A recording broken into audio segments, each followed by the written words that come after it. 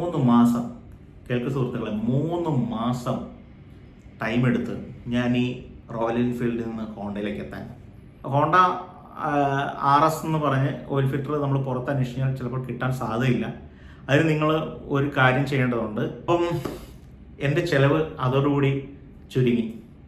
പിന്നെ രണ്ടാമത്, ഹായ് എല്ലാവർക്കും കൊടുകുടു വണ്ടിയിലേക്ക് സ്വാഗതം. ഇന്ന് നമ്മൾ ചെയ്യാൻ പോകുന്ന വീഡിയോ ഹോണ്ട 350 RSനെ കുറിച്ചാണ്. 69,000 കിലോമീറ്റർ ഓടിയ നമ്മുടെ ഹോണ്ട 3 വർഷത്തിന് മുമ്പാണ് ഞാൻ ആ വണ്ടി എടുക്കുന്നത്. ആലപ്പുഴ ഷൈമസ് ഹോണ്ടയിൽ നിന്ന് എടുക്കാൻ പോകുമ്പോൾ നല്ല വെട്ടിക്കെട്ട് മഴയായിരുന്നു. ആ മഴ മുഴുവനും കൊണ്ടാണ് അവിടെ നിന്ന് ഇങ്ങോട്ട് വണ്ടി ഓടിച്ച് പോകുന്നത്. ആ ഒരു വർഷം മുഴുവനുണ്ടല്ലോ പൊടിച്ച മഴയായിരുന്നു. ഞാൻ എന്നും ഈ വണ്ടി തുടയ്ക്കും, കാരണം തുടയ്ക്കാണ്ടത് ഉപയോഗിക്കാൻ പറ്റില്ലായിരുന്നു. അത്രമാത്രം ചെളി അതിനെ പുരളുമായിരുന്നു. വീട്ടിൽ ലേറ്റായിട്ട് ചെല്ലുന്ന ദിവസങ്ങളിൽ ഈ വണ്ടി പുതുമ കാണാനായിട്ട്, അതുകൊണ്ടാണ് അത് കൂടുതലും നമ്മൾ തുടങ്ങിയത്. അത് പിന്നെ ക്ലീൻ ആയിട്ടിരിക്കുക. ഞാൻ വെളുപ്പം കാലത്ത് 2 മണിക്കൊക്കെ എഴുന്നേറ്റിരുന്ന് ഇത് പോളിഷ് ചെയ്യായിരുന്നു. അത്രയ്ക്കും എനിക്ക് ആ വണ്ടിയോട് ഇഷ്ടമുണ്ടായിരുന്നു.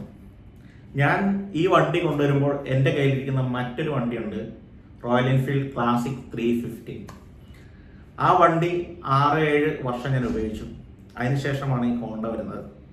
ഈ ഹോണ്ട വന്നപ്പോൾ 3 മാസം കേൾക്ക് സുഹൃത്തുക്കളെ, 3 മാസം ടൈം എടുത്ത് ഞാൻ ഈ റോയൽ എൻഫീൽഡിൽ നിന്ന് ഹോണ്ടയിലേക്ക് എത്താൻ. എന്താ കാര്യം എന്നറിയോ? ഹോണ്ടയുടെ സ്മൂത്ത്നെസ്സും റോയൽ എൻഫീൽഡിൻ്റെ റഫ്നെസ്സും, ഇത് രണ്ടും ഒരിടത്തുനിന്ന് മറ്റൊരിടത്തോട്ട് കയറാനായിട്ട് എനിക്ക് ടൈം എടുത്തത്. ഹോണ്ടയുടെ എൻജിൻ എന്ന് പറഞ്ഞാൽ നല്ല റിഫൈൻ ആയിട്ടുള്ള എൻജിനാണെന്ന് നിങ്ങൾക്കറിയാലോ. ഈ ഒരു വൈബ്രേഷൻ, ഏതിൻ്റെ റോയൽ എൻഫീൽഡിൻ്റെ വൈബ്രേഷനും കാര്യങ്ങളും ഞാൻ ശീലിച്ച് 5-6 വർഷം കൊണ്ട് ഞാൻ ശീലിച്ച് വെച്ച സാധനം പെട്ടെന്നൊരു സുപ്രഭാതത്തിൽ ഭയങ്കര സൈലൻ്റ് ആയിട്ടുള്ള ഒരു എൻജിൻ, സ്മൂത്ത് ആയിട്ടുള്ളൊരു എൻജിൻ എൻ്റെ ജീവിതത്തിലേക്ക് കടന്നു വന്നപ്പോൾ എനിക്ക് നല്ല സമയമെടുത്തു. 3 മാസം. അതിനുശേഷം ഞാൻ ആ വണ്ടി ആസ്വദിച്ചു തുടങ്ങി. പിന്നെ അങ്ങോട്ട് അടിപൊളി യാത്രകളായിരുന്നു. ഡെയിലി ഒരു 70 കിലോമീറ്ററിനടുത്ത് ഞാൻ ഈ വണ്ടി ഓടിക്കും. പിന്നീട് ഈ ഓട്ടം പോരാഞ്ഞിട്ട് ഞാൻ ട്രിപ്പുകൾ പോകാൻ തുടങ്ങി. ഈ രാവിലെയും വൈകുന്നേരവും ഓഫീസിലേക്ക് വരുമ്പോഴും ഒക്കെ എൻ്റെ ചിന്ത മുഴുവനും വണ്ടി ഓടിക്കാമല്ലോ. വൈകിട്ട് ഓഫീസിൽ നിന്ന് ഇറങ്ങുമ്പോൾ എൻ്റെ ചിന്ത വണ്ടി ഓടിക്കാമല്ലോ. ഈ ഒരൊറ്റ ചിന്തയായിരുന്നു കുറേ മാസങ്ങൾ, 2-2.5 വർഷത്തോളം ആ ഒരു ചിന്തയായിട്ട് തന്നെയാണ് ഞാൻ ആ വണ്ടി ഓടിച്ചത്. ഇപ്പോഴും ആ ചിന്തയ്ക്ക് കുറവൊന്നും ഉണ്ടായിട്ടില്ല. ഇപ്പം 3 വർഷമായി. അങ്ങനെ ഈ ട്രിപ്പുകൾ പോകാൻ തുടങ്ങി.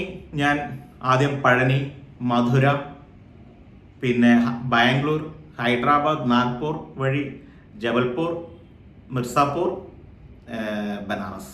ഏറ്റവും അവസാനം പോയത് ഗോവയിലേക്കായിരുന്നു. ഒറ്റ ദിവസം കൊണ്ട് 855 കിലോമീറ്റർ വണ്ടി ഓടിച്ച് ഞാൻ വീട്ടിലെത്തി. എന്നിട്ടും എനിക്ക് ഒരു യാത്രാക്ഷീണമോ ശരീരവേദനയോ ഒന്നും ഉണ്ടായില്ല. കൈക്ക് കുറച്ചൊരു തരിപ്പ് തോന്നി. കാരണം നമ്മുടെ റോഡുകൾ കോഴിക്കോട് ഭാഗം മുഴുവനും പുതിയ റോഡുകൾക്കായിട്ടുള്ള പണി നടക്കുന്നതുകൊണ്ട് നല്ല മോശപ്പെട്ട പല സ്ഥലങ്ങളും കവർ ചെയ്യേണ്ടി വന്നിരുന്നു. അതുകൊണ്ട് മാത്രം എൻ്റെ കൈകൾക്ക് കുറച്ച് വേദന ഉണ്ടായിരുന്നു. അതൊഴിച്ചാൽ ഞാൻ എൻ്റെ എല്ലാ റൈഡുകളും ശരിക്കും ആസ്വദിച്ചിട്ടുണ്ട്. എൻ്റെ ഏറ്റവും വലിയ ഫീല് ഞാൻ ആ 3rd ഗിയറും, അല്ല ഏത് ഗിയർ ഇട്ടാലും, 1st 2nd ഒക്കെ ഇട്ട് കഴിഞ്ഞാൽ വണ്ടി ആ സ്മൂത്തായിട്ടുള്ളൊരു ഫീല് നമുക്ക് തരും. അത് 4th ഗിയർ വരെയാണ് ഞാൻ ഉപയോഗിച്ചിട്ടുള്ളത്. 5th ഗിയർ ഉപയോഗിച്ചിട്ടേ ഇല്ല. ഇടയ്ക്കൊക്കെ എന്തെങ്കിലും ചുമ്മാ ഇട്ട് നോക്കാറുണ്ട് ഹൈവേയിലേക്ക് ചെന്ന് കഴിയുമ്പോൾ. പക്ഷെ അതിൻ്റെ റൈഡ് ഫീല് മുഴുവൻ 3rd 4th തന്നെയാണ്. മൈലേജ് എനിക്ക് 43 വരെയാണ് കിട്ടിയത്. അത് മാന്യമായ ഒരു മൈലേജ് ആയിരുന്നു. അതുകൊണ്ട് ഏത് ദൂരം പോകുമ്പോഴും നിസ്സാരം കുറച്ച് പൈസ കൈ കരുതിയാൽ മതി പെട്രോൾ അടിക്കാൻ. ഇപ്പോൾ നമ്മൾ ഒരു പുതിയ വണ്ടി എടുത്തിട്ടുണ്ട്, റോയൽ എൻഫീൽഡ് ന്യൂ ഹിമാലയൻ 452. അതിൻ്റെ ഒരു 900 കിലോമീറ്റർ ആയി കഴിഞ്ഞപ്പോഴത്തേക്കും നമ്മളൊരു റിവ്യൂ ചെയ്തിട്ടുണ്ടായിരുന്നു. നിങ്ങൾ കണ്ടു കാണുമെന്ന് പ്രതീക്ഷിക്കുന്നു. ഇപ്പോൾ 2200 കിലോമീറ്ററോളം ആയിട്ടുണ്ട്. അത് താമസിയാണ്ട് അടുത്ത ഒരു വീഡിയോ ഹിമാലയൻ 452-ൻ്റെ ഒരു റിവ്യൂ ആയിരിക്കും. ഈ ഹോണ്ട തന്ന ഈ സ്മൂത്ത്നെസ്, ഇപ്പോൾ 3 വർഷമായിട്ട് കിട്ടിക്കൊണ്ടിരിക്കുന്ന ഈ സ്മൂത്ത്നെസ് എനിക്ക് റോയൽ എൻഫീൽഡ് വന്നപ്പോൾ വീണ്ടും മിസ്സായി. വീണ്ടും ആ റഫ്നെസ് എനിക്ക് ഫീൽ ചെയ്തു ഹിമാലയനിൽ. അങ്ങനെ വന്നപ്പോഴത്തേക്കും എനിക്കൊരു പ്രശ്നമുണ്ടായി. ആദ്യത്തെ ഒരു 2-3 ആഴ്ചത്തേക്ക് ഈ നമ്മുടെ ഒരു പഴയ ചൊല്ലുണ്ടല്ലോ, ഇല്ലത്തുനിന്ന് വിടുകയും ചെയ്ത് അമ്മാത്തേക്കോട്ട് എത്തിയില്ല എന്ന് പറയുന്ന ഒരു പഴയ ചൊല്ലുണ്ടല്ലോ, അതായിരുന്നു അനുഭവം. 2 വണ്ടിയും ഓടിക്കാനായിട്ട് എനിക്കൊരു അസ്വസ്ഥത ഉണ്ടായി തുടങ്ങി. പക്ഷേ ഇപ്പോൾ ഞാൻ വീണ്ടും പഴയ എൻ്റെ ഹോണ്ടയുടെ ഫീലും ഹിമാലയൻ ഓടിച്ച് അതിനകത്തുള്ളൊരു ഫീല് അതും എനിക്ക് കിട്ടി തുടങ്ങിയിരിക്കുന്നു. ഹോണ്ട നിങ്ങൾക്ക് ഇപ്പം ഒരുപാട് ഹോണ്ട 350 നിരത്തുകളിൽ കാണാം. എവിടെ നോക്കിയാലും കാണാമെന്നുള്ളൊരു അവസ്ഥയിലേക്ക് എത്തിക്കൊണ്ടിരിക്കുകയാണ്. അപ്പം പലർക്കും ഇപ്പം ഒരുപാട് വീഡിയോസ് വരുന്നതുകൊണ്ട് ഹോണ്ടയെക്കുറിച്ച് അറിയാം, അതിൻ്റെ ക്ലച്ചിനെ കുറിച്ച് അറിയാം, ക്ലച്ച് എത്ര സ്മൂത്ത് ആണെന്നുള്ളത് അറിയാം. ഗിയർ ബോക്സ് ആണെങ്കിലും ഗിയർ ചേഞ്ച് ചെയ്യുമ്പോൾ എത്ര സ്മൂത്ത് ആണെന്നുള്ളത് എല്ലാവർക്കും അറിയാം. അതിനെക്കുറിച്ചൊന്നും പ്രത്യേകം ഞാൻ പറയേണ്ട കാര്യമില്ല. പിന്നെ എനിക്ക് ഇതിൻ്റെ ഒരു എക്സ്പെൻസ്, സർവീസിങ് എക്സ്പെൻസിനെ കുറിച്ചാണ് പറയാനുള്ളത്. ഞാൻ ഹോണ്ട ഒരു 3 സർവീസോ മറ്റേ ആണെന്ന് തോന്നുന്നു, പെയ്ഡ് സർവീസ്. അത് കഴിഞ്ഞാൽ പിന്നെ നമുക്ക് ഇഷ്ടമുള്ളിടത്ത് സർവീസ് ചെയ്യാമല്ലോ. ഞാൻ വാറണ്ടി ഒന്നും എടുത്തിട്ടുണ്ടായിരുന്നില്ല, എക്സ്റ്റൻഡ് വാറണ്ടി. എനിക്കൊരു ചെറിയൊരു പണി കിട്ടിയായിരുന്നു. ഒരു 28,000 കിലോമീറ്റർ ആയപ്പോഴത്തേക്കും ഈ ഹോണ്ടയുടെ ട്രാക്ഷൻ കൺട്രോൾ കംപ്ലൈൻ്റ് ആയി. ഭാഗ്യത്തിന് എൻ്റെ തേർഡ് സർവീസ്, ഞാൻ കൃത്യമായിട്ട് ഓർക്കുന്നില്ല, തേർഡ് സർവീസ് എത്തി നിൽക്കുന്ന സമയത്താണ് എനിക്കിത് കംപ്ലൈൻ്റ് ആയത്. പക്ഷെ എനിക്ക് ഹോണ്ട കമ്പനി ആ ഒരു ട്രാക്ഷൻ കൺട്രോൾ മാറി തന്നു. 15,000 രൂപയായിരുന്നു എന്നാണ് എന്നോട് പറഞ്ഞത്. ഫ്രീ ആയിട്ടത് മാറ്റി തന്നു. അതിനുശേഷം സർവീസിങ് തീർന്നതോടുകൂടി പിന്നെ എല്ലാം ഞാൻ സ്വന്തമായിട്ടും സാധാരണയുള്ള വർക്ക്ഷോപ്പുകളിലുമാണ് ഞാൻ എൻ്റെ ഓയിൽ ചേഞ്ച് ചെയ്തുകൊണ്ടിരിക്കുന്നത്. മെയിൻ്റെനൻസ് എന്ന് പറയുന്നത് തീരെ കുറവാണ്. ഇത് സർവീസ് ചെയ്യുമ്പോൾ എനിക്കുണ്ടാകുന്ന ചിലവെന്ന് പറയുന്നത് ഓയിൽ ചേഞ്ചും പിന്നെ ഒരു ഇത്തിരി പൈസ ആ ഒരു ഓയിൽ ചേഞ്ച് ചെയ്തു തരുന്ന ആൾക്കും കൊടുക്കും. ഒരു 1,200 രൂപ താഴെയാണ് ഇതിൻ്റെ ഒരു ചിലവെന്ന് പറയുന്നത്. ഹോണ്ടയുടെ സർവീസിങ്ങിന്, പ്രത്യേകിച്ച് ഓയിൽ ചേഞ്ചിന്, നമുക്ക് പുറത്തുനിന്ന് ചെയ്യിക്കാൻ നോക്കിക്കഴിഞ്ഞാൽ കിട്ടാത്തൊരു സാധനമാണ് അതിൻ്റെ ഓയിൽ ഫിൽട്ടർ. അതിൻ്റെ ഓയിൽ ഫിൽട്ടർ ഹോണ്ട RS എന്ന് പറഞ്ഞ് ഓയിൽ ഫിൽട്ടർ നമ്മൾ പുറത്ത് അന്വേഷിച്ചാൽ ചിലപ്പോൾ കിട്ടാൻ സാധ്യതയില്ല. അതിന് നിങ്ങൾ ഒരു കാര്യം ചെയ്യേണ്ടതുണ്ട്. ഹോണ്ട ഷൈൻ ബൈക്ക് ഉണ്ടല്ലോ, ആ ബൈക്കിൻ്റെ ഓയിൽ ഫിൽട്ടർ ഇതിന് കറക്റ്റായിട്ട് സൂട്ടാവും. അതിന് 60 രൂപയുള്ളൂ, 60 80 സംശയമുണ്ട്, അത്രയേ ഉള്ളൂ. അത് മേടിച്ചു കഴിഞ്ഞാൽ നിങ്ങൾക്ക് സ്വന്തമായിട്ട് വീട്ടിലിരുന്ന് തന്നെ ഇതിൻ്റെ ഓയിൽ ചേഞ്ച് ചെയ്യാം. അപ്പോൾ കൂടി വന്ന കോസ്റ്റ് ഒരു 900 രൂപയിൽ അല്ലെങ്കിൽ 1000 രൂപയിൽ കാര്യം നടക്കും. പിന്നെ ബ്രേക്ക് പാഡ് ഞാൻ കമ്പനിയിൽ ഒരു തവണ ചെയ്തിട്ടുള്ളത്. അത് ഒരു 1,300 രൂപയോളം റേഞ്ച് വന്നു കഴിഞ്ഞപ്പോഴത്തേക്കും ഞാൻ ഇതെങ്ങനെയൊന്ന് ലഘൂകരിക്കാൻ പറ്റുമെന്ന് നോക്കി. അങ്ങനെ പുറത്ത് നിന്ന് മറ്റുള്ള ബൈക്കുകളുടെ ബ്രാൻഡിൽ വരുന്ന ചില ബ്രേക്ക് പാഡുകളുണ്ട്. ആ ബ്രേക്ക് പാഡാണ് ഞാൻ ഇതിന് ഉപയോഗിച്ചുകൊണ്ടിരിക്കുന്നത്. ഇതിന് ഫിറ്റ് ചെയ്ത് വരുമ്പോൾ എല്ലാം കൂടി വന്നത് 350 രൂപ, അതിനപ്പുറത്തോട്ടില്ല. അപ്പം എൻ്റെ ചിലവ് അതോടുകൂടി ചുരുങ്ങി. പിന്നെ രണ്ടാമത് അതിൻ്റെ ചെയിൻ സ്പ്രോക്കറ്റും. അത് ആദ്യത്തെ തവണ കമ്പനിയിൽ നിന്ന് വന്ന് 12,000 കിലോമീറ്റർ കഴിഞ്ഞപ്പോഴത്തേക്കും എൻ്റെ ചെയിൻ സ്പ്രോക്കറ്റ് പോയി. പിന്നെ അടുത്തത് വാങ്ങിയിട്ടത് 1,600 രൂപ ഉണ്ടെങ്കിൽ നമുക്ക് പുറത്തുനിന്ന് വാങ്ങാൻ കിട്ടും. പിന്നെ അത് ഇട്ട് വരുന്നതിൻ്റെ ഒരു ഫീസ് വർക്ക്ഷോപ്പുകളിൽ കൊടുക്കേണ്ടി വരും. അതിനും ഈ പറയുന്ന പോലെ GSTയും കാര്യങ്ങളൊക്കെ അടച്ച് കമ്പനിയുടെ സർവീസ് സെൻറ്ററിൽ ചെയ്യുന്ന പരിപാടി ഒഴിവാക്കാൻ പറ്റി. അങ്ങനെ ചെയ്തതോടുകൂടി ഫസ്റ്റ് ടയർ എനിക്ക് ബാക്കിലത്തത് 23,000 കിലോമീറ്ററാണ്. കുറച്ചും കൂടെ ഓടിക്കാൻ പറ്റുമായിരുന്നു. അത് പക്ഷേ ആ സമയമായപ്പോഴത്തേക്കും മഴക്കാലമായി, ടയർ തെന്നാനുള്ള സാധ്യതയുണ്ടാവും എന്ന് വിചാരിച്ച് ഞാനത് മാറി. രണ്ടാമത്തതായി ഫ്രണ്ട് ടയർ എന്ന് പറയുന്നത് എനിക്ക് അതിൽ മേലെ കിട്ടി ഒരു 30-32 വരെ കണ്ട് കിട്ടിയെന്ന് ഓർക്കുന്നു. 30-32ഓളം കിട്ടിയെന്ന് തോന്നുന്നു. ഞാനത് കൃത്യമായിട്ട് ഓർക്കുന്നില്ല. 32 ആയിരിക്കണം. അതൊക്കെയാണ് ടയറിൻ്റെ ഒരു കണ്ടീഷൻ എന്ന് പറയുന്നത്. പിന്നെ ഞാൻ ഈ ബാക്കിലത്തെ ടയർ വാങ്ങിച്ചിട്ട് അത് അപ്പോളോയുടെ ടയറാണ്. അതിന് വീതി കൂടുതലാണ്, പക്ഷേ ഹൈറ്റ് കുറച്ച് കുറവാണ്.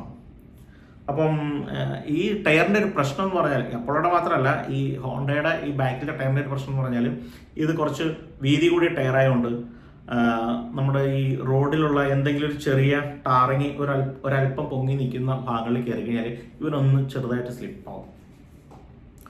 അതൊഴിച്ചു കഴിഞ്ഞാൽ അടിപൊളിയാണ്, പിടിച്ചാൽ പിടിക്കുന്നിടത്ത് നിൽക്കും. ഇതിൻ്റെ ബ്രേക്ക് എന്ന് പറഞ്ഞാൽ സൂപ്പർ ബ്രേക്കിംഗ് സിസ്റ്റമാണ് നമ്മുടെ ഹോണ്ട 350 RSൻ്റെ.